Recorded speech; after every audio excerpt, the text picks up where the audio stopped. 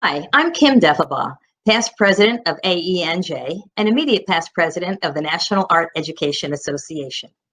This review shares picture books with quality illustrations and equity, diversity, and inclusion messages to inspire the creation of art lessons that will introduce topics of diversity into your curriculum. By incorporating diverse books, you can create a community of learners that supports all dimensions of differences. Now take a second to think back to your schooling. The books you read were most likely dominated by white authors, white perspectives, white characters, and those voices were often male. There are so many other voices we and our learners need to hear from. In the last several years, the publishing world has seen a surge in diverse authors, illustrators, characters, and stories. It's time to update the reading material in our art rooms and lesson plans to represent all of our learners at every level. DiverseBookFinder.org is a comprehensive collection of children's picture books featuring Black, Indigenous, and people of color. They've cataloged and analyzed trade picture books published since 2002 to provide real-time data on which BIPOC characters are depicted in trade picture books and what messages these stories send in order to enable deeper conversation and change.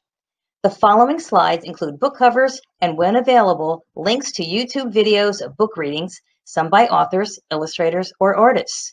This way you can review the books and determine if they are appropriate for your learners. A printable handout of all book titles, authors, and illustrators with updated links is available for you to download. All the Colors We Are. The story of how we get our skin color explains that we get our skin color from our ancestors, the sun, and something called melanin. The book also includes unique activity ideas. The YouTube video is bilingual, and on my handout, you will also find a teacher resource. Happy in Our Skin illustrates babies and their amazing skin, which protects them inside and out and makes them special, whether they are cocoa brown or cinnamon or peaches and cream. What's the difference? Being Different is Amazing tackles both diversity and acceptance and shares what matters is not just our differences, but what we do together as friends, as families, as colleagues, and as citizens. The Skin You Live In delivers an important message of social acceptance to your learners.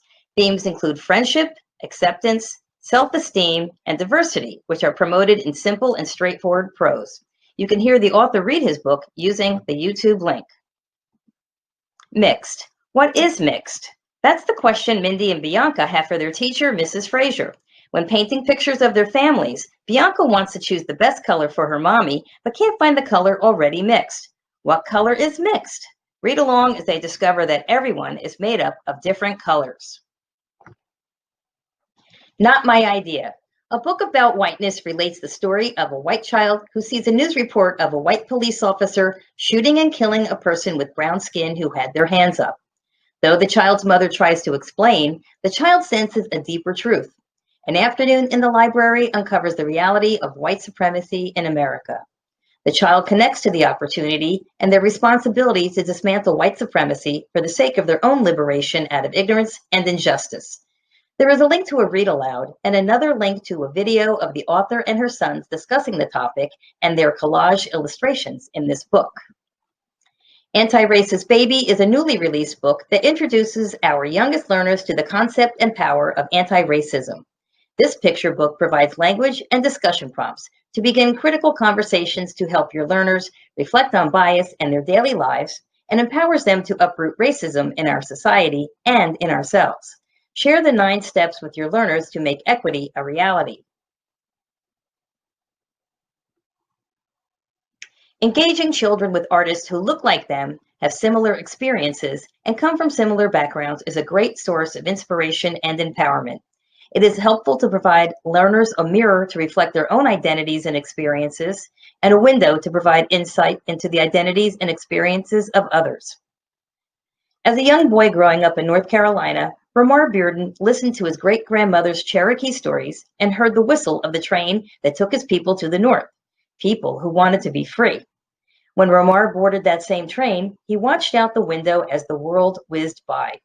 Later, he captured those scenes in a famous painting, Watching the Good Trains Go By.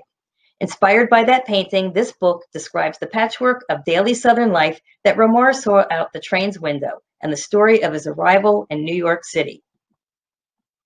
Gordon Parks, How the Photographer Captured Black and White America. Gordon's white teacher told her all-black class, "You'll all wind up porters and waiters." What did she know? Gordon bought a camera and taught himself how to take pictures, and before long, people noticed. Beginning as a fashion photographer, he later worked for the government in Washington, D.C., and when looking for a subject, he found segregation. He and others were treated differently because of the color of their skin. Jake Makes a World. Jacob Lawrence, a young artist in Harlem, was published in conjunction with an exhibit of his Migration series at the Museum of Modern Art. This book starts with Lawrence's childhood in New York during the 1930s. It follows young Jake as he takes in the colors, sounds, and characters of his community in Harlem as he passes through his mother's apartment, neighborhood streets full of diverse faces, and the art studio where he goes each day after school. Radiant Child, the story of young artist Jean-Michel Basquiat, is a vibrant picture book about the childhood and life of a Puerto Rican, Haitian American artist. It celebrates his art and traces the early steps of his artistic formation as he begins developing his own style of art making, one that evokes powerful personal emotions while addressing the sound and fury of social and cultural politics. Artist Javaka Steptoe received the 2017 Caldecott Medal for his work as this book's illustrator. Art from Her Heart. Folk artist Clementine Hunter is a picture book biography of the remarkable folk artist. Can you imagine being an artist who isn't allowed into your own show? That's what happened to folk artist Clementine Hunter. Her paintings went from hanging on her clothesline to hanging in museums. Yet because of the color of her skin, a friend had to sneak her in when the gallery was closed. The book introduces learners to a self-taught artist whose paintings captured scenes of backbreaking work and joyous celebrations of Southern farm life. They preserve a part of American history we rarely see and prove that art can help keep the spirit alive. Parker Looks Up follows a little girl as she walks the halls of a museum, seeing paintings of everyone and everything, from George Washington Carver to Frida Kahlo, exotic flowers to graceful ballerinas. When Parker Curry comes face to face with Amy Sherald's portrait of First Lady Michelle Obama in the National Portrait Gallery, she doesn't just see the First Lady of the United States, she sees a queen, one with dynamic self-assurance, regality, beauty, and truth, who captured this young girl's imagination. Parker saw the possibility and promise, the hopes and dreams of herself in this powerful painting of Michelle Obama. An everyday moment became an extraordinary one that continues to resonate its power, inspiration, and indelible impact. Because, as Jessica Curry said, anything is possible regardless of race, class, or gender. If a bus could talk, it would tell the story of a young African-American girl, Rosa, who had to walk miles to her one-room schoolhouse in Alabama while white children rode to their school in a bus. It would tell how the adult Rosa rode to and from work on a segregated city bus and couldn't sit in the same row as a white person. It would tell of the fateful day when Rosa refused to give up her seat to a white man and how that act of courage inspired others around the world to stand up for freedom. In this book, a bus does talk, and on her way to school, a girl named Marcy learns why Rosa Parks is the mother of the civil rights movement. At the end of Marcy's magical ride, she meets Rosa Parks herself at a birthday party with several distinguished guests. Wait until she tells her class about this. In Tar Beach, Ringgold recounts the dream adventure of 8-year-old Cassie Louise Lightfoot, who looks down on 1939 Harlem as she flies above her apartment building rooftop, the Tar Beach of the title. The story is part autobiographical and part fictional, with symbolic and historical references central to African American culture. Who can resist listening to Faith Ringgold read her story? The Name Jar. Being the new kid in school is hard enough, but what about when nobody can pronounce your name? Having just moved from Korea, Yoonhae is anxious and hopeful that American kids will like her. So instead of introducing herself on the first day of school, she tells the class that she will choose a name by the following week. Her new classmates are fascinated by this no-name girl and decide to help out by filling a glass jar with names for her to pick from. But while Yoonhae practices being a Susie, Laura, or Amanda, One of her classmates comes to her neighborhood and discovers her real name and its special meaning. On the day of her name choosing, the name jar has mysteriously disappeared. Encouraged by her new friends, Yoonhae chooses to keep her own Korean name and helps everyone pronounce it. Drawn Together is a book by a Vietnamese-American author and Thai-American illustrator. When a young boy visits his grandfather, their lack of a common language leads to confusion, frustration, and silence. But as they sit down to draw together, something magical happens. With a shared love of art and storytelling, the two form a bond that goes beyond words. The Fish and Their Gifts is a picture book created by middle and high school students in Hawaii. It is meant for younger elementary-aged Hawaiian students as part of an effort to create culturally relevant bilingual curriculum materials. The students wrote an original fable telling the story of a young boy who, upon getting swept out into the ocean, prays to the protector of fishermen for help. The school hosted a visiting artist from Oahu who taught students the painted collage technique they used to create illustrations used throughout the book. If you hold the book one way, the story could be read in Hawaiian to the center of the book. Flip it over, and it's the same story in English until the center of the book. Under My Hijab was written by Henna Khan, a Pakistani-American Muslim. The story follows a young girl who observes 6 very different women in her life, each who wear the hijab in a different way. Grandma wears it clasped under her chin. Art teacher Auntie pins hers up with a beautiful brooch. Jenna puts it under a sun hat when she hikes. Zara styles hers to match her outfit. As a young girl, she also dreams of the rich possibilities of her own future and how she will express her own personality through her hijab. This book honors the diverse lives of contemporary Muslim women and girls, their love for each other, and their pride in their culture and faith. The Great Wave is an image that has inspired many products, even an emoji on your phone.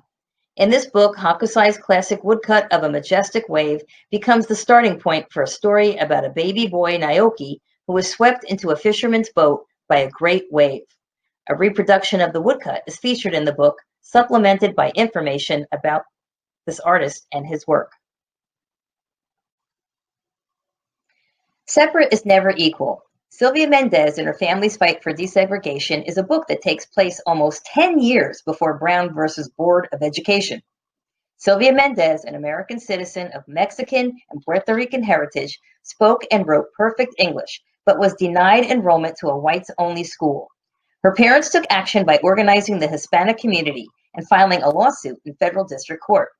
Their success eventually brought an end to the era of segregated education in California. Diego Rivera, His World and Ours, tells the story of the artist as a young, mischievous boy who demonstrated a clear passion for art and then went on to become one of the most famous painters in the world. Author and illustrator Duncan Tonatiuh also prompts readers to think about what Diego would paint today. Just as Diego's murals depicted great historical events in Mexican culture or celebrated Native people, if Diego were painting today, what would his artwork depict? How would his paintings reflect today's culture? Frida Kahlo, the artist who painted herself, is a story about a little girl also named Frida who has been assigned a school project on an artist, and she's delighted to discover one who shares her name. This story is told in the form of the schoolgirl's assignment, including her jotted notes with interesting asides. The book introduces the painter's childhood, illnesses and injuries that both inspired her to pick up a paintbrush and tormented her with chronic pain, her husband Diego Rivera and their tumultuous relationship, and her unique artistic point of view. The book is illustrated by renowned artist Tommy DePaula and includes beautiful reproductions of Frida's paintings. Abuela's Weave tells the story of Esperanza's abuela, her grandmother, who was unmatched in her skill in weaving traditional Mayan tapestries. She has shared her gift with her granddaughter, and now they plan to sell their goods at the market. However, the birthmark on Abuela's face may scare customers away. So Esperanza must cope with the city streets and find buyers alone. Not only does Esperanza turn out to be a big success with the shoppers, she also learns an important lesson about family tradition and intergenerational trust. This book is rich in authentic Guatemalan details. Hiawatha and the Peacemaker is about two legendary 14th century men who united five warring tribes into the people of the Longhouse, one family who could live together in peace. The author, Robbie Robertson, descended from Mohawk and Cayuga ancestors and first heard the tale as a child from a tribal elder. Sharing Our World, Animals of the Native Northwest Coast presents images and text that are the work of First Nations and Native artists from communities throughout the Pacific Northwest. Through their art and words, each artist has shared the importance of their cultural and personal relationship to the natural world. Young Water Protectors, a story about Standing Rock, was authored by Aslan Tudor, who was 10 years old and Lipan Apache. He spent some time at the camp at Standing Rock when he was 8 to 9 years old. His story relates his experiences there as a child activist. He explains what happened at Standing Rock and why, highlighting the significance of this historical event. Photographs taken by his mother accompany the text. Lila's Lunchbox is based on the author's own experiences as a child. The main character, Lila, wanted to fast for Ramadan last year when she lived in Abu Dhabi, but her mother told her she was too young. This year, she's finally old enough to join the month-long fast, but she is hesitant to tell her teacher and classmates in Peachtree City, Georgia, that she's fasting. Will they even understand what Ramadan is? During lunch, Lila sneaks from the cafeteria to the library to escape the smells and sights of food. There, the librarian helps her figure out how to share her news with her teacher and friends. Silent Music, A Story of Baghdad. Like other children living in Baghdad, Ali loves soccer, music, and dancing, but most of all, he loves the ancient art of calligraphy. When bombs begin to fall on his city, Ali turns to his pen, writing sweeping and gliding words to the silent music that drowns out the war all around him. The book celebrates art and history and is illustrated with collage, pencil, and charcoal drawings, and of course, exquisite calligraphy. Brothers in Hope, the story of the lost boys of Sudan.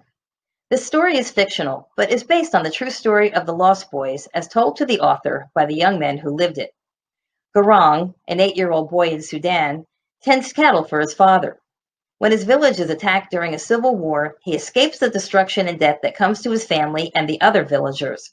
He soon discovers that thousands of other boys who were away from their villages during the attack are also orphaned.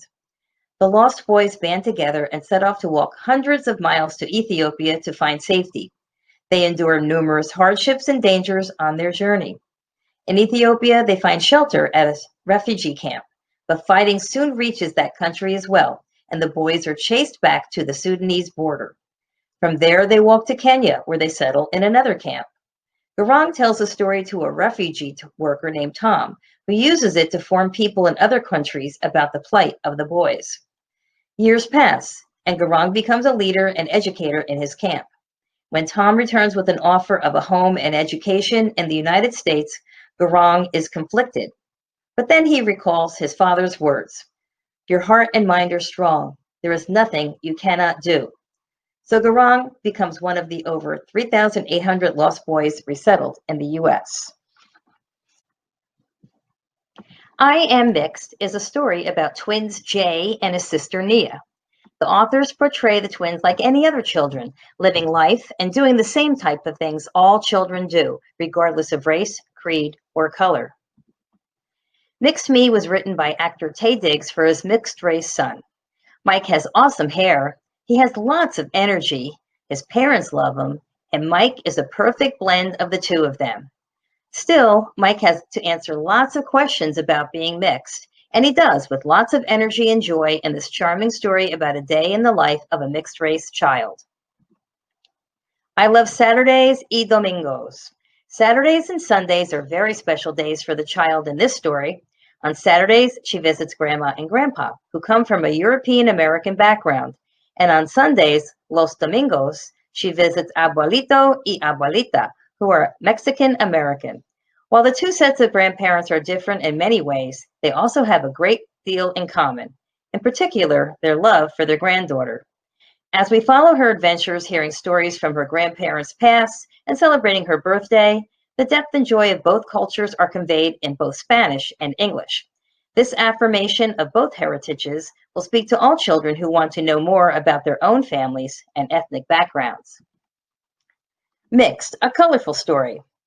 In the beginning, there were three colors, reds, yellows, and blues, all special in their own ways, all living in harmony, until one day a red says, "Reds are the best," and starts a fuss. When the colors decide to separate, is there anything that can change their minds? A yellow, a blue, and a never-before-seen color might just save the day in this inspiring book about color, tolerance, and embracing differences. Born a Crime, Stories from a South African Childhood relates Trevor Noah's unlikely path from apartheid South Africa to the desk of The Daily Show. It began with a criminal act, his birth. Trevor was born to a white cis father and a black Xhosa mother at a time when such a union was punishable by 5 years in prison. Trevor was kept mostly indoors for the earliest years of his life to hide him from a government that could, at any moment, steal him away.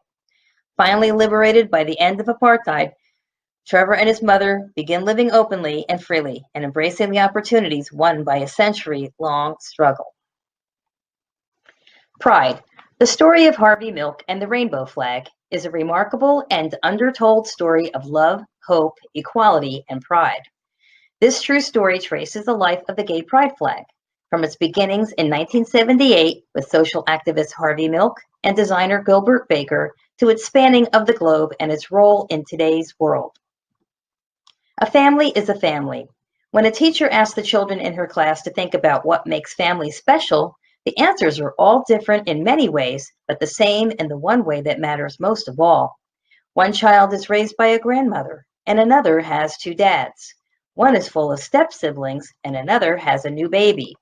As one by one the classmates describe who they live with and who loves them, they realize that as long as the family is full of caring people, their families are special. In Love is Love, a boy confides in a friend that he doesn't know what to say when he's teased for having two dads, and when kids say they're not a real family. In their conversation, his friends help him see how her family, with a mom and a dad, isn't all that different from his. They both have parents who love them, and they both love their parents. It's love that makes a family. In Our Mother's House, Marmee, Mima, and the kids are just like any other family on the block. They cook dinner together, laugh together, and dance together. But some of the other families don't accept them. They say they are different. How can a family have two moms and no dad?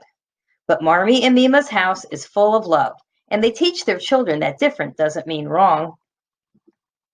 Prince and Knight. Once upon a time, a prince was in line to take his kingdom's throne. So his parents, the king and queen, decide he must first find a bride to help him rule. The three travel to nearby kingdoms to meet a variety of suitors, but the prince does not find what he is looking for in the princesses they meet. While away, the prince receives news that a dragon is attacking his kingdom. The prince rushes back to battle the monster when a knight arrives to assist. Working together, the knight uses his shield to blind the dragon, which allows the prince to successfully trap the beast. However, in doing so, the prince loses his balance and falls. The knight rushes on horseback and catches the prince in his arms, and the two fall in love. Their marriage is fully supported by the community, who cheer along at the couple's wedding with the prince's parents. Sparkle Boy. Casey loves to play with his blocks, puzzles, and dump truck, and he also loves things that shimmer, glitter, and sparkle. Casey's older sister, Jessie, thinks this is weird. Shimmery, glittery, sparkly things are only for girls, right? This story speaks to us all about acceptance, respect, and the simple freedom to be yourself. Jack, Not Jackie.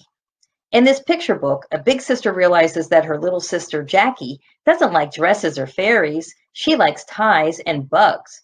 Will she be able to accept that Jackie identifies more as Jack? This story focuses on change and acceptance. I Am Jazz is a story of a transgender child based on the real-life experience of Jazz Jennings, who has become a spokesperson for trans kids everywhere. From the time she was 2 years old, Jazz knew that she had a girl's brain in a boy's body. She loved pink and dressing up as a mermaid and didn't feel like herself in boys' clothing. This confused her family until they took her to a doctor who said that Jazz was transgender and that she was born that way. Jazz's story is based on her real-life experience, and she tells it in a simple, clear way. Thank you for watching a review of diverse books for your art program. I hope you will access Part 2. Books will include characters with autism, dyslexia, hearing and vision impairment, vitiligo, hair loss due to cancer, depression, those who have been adopted or use a wheelchair, and mouth and foot painters.